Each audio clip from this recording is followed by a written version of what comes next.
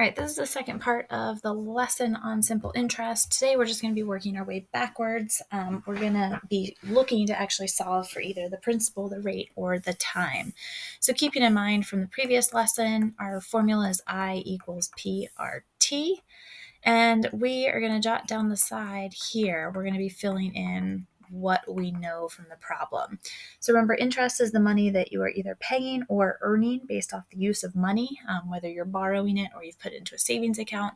Principal is the amount that you are either putting into the savings account or the amount that you have to borrow.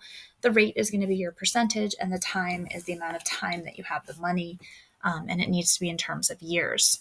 So example one, Lewis is taking out a car loan for $5,000. This is our principal because that's how much money he's borrowing. He plans on paying off the car loan in 2 years. So there's our time. At the end of 2 years, he will have paid $300 in interest. So that's actually our interest. What is the rate on the car loan? So this is what we're looking for. So if we write out our formula, we're actually going to plug in a number for I equals, instead of the P, we're going to put in 5,000 times R times the time, which is 2.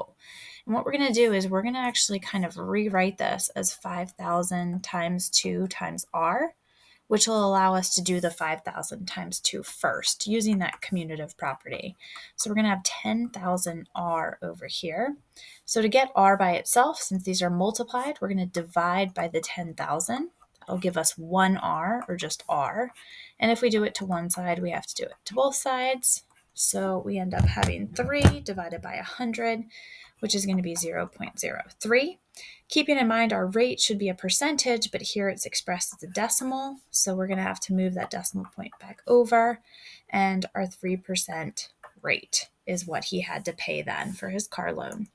Example number 2. Same thing, we're going to put I equals, P equals, R equals, and T equals down the side, in addition to writing out our formula. Sam received a loan from the bank for $4,500, so that's her principal. At the end of her loan, she has paid $900 in interest, so that's our I value. The rate of her loan was 5%. Remember, we changed it to a decimal. How many years did it take her to repay the loan? So we're looking for the time. In place of I, we're going to put 900 equals, in place of P, 4,500 times the rate, which is 0.05, times T, which is going to be time. Just like before, we're going to actually multiply the 4,500 times the 0.05. It's going to give us 225 times T. To get the T by itself, we have to divide by 225. And that's going to give us 4 equals T. So 4 years, because remember, time is always in years. Example number 3, Pablo has $4,200 to invest for college. His goal is to have $500 after 4 years. Is this possible if he invests with a rate of 6%?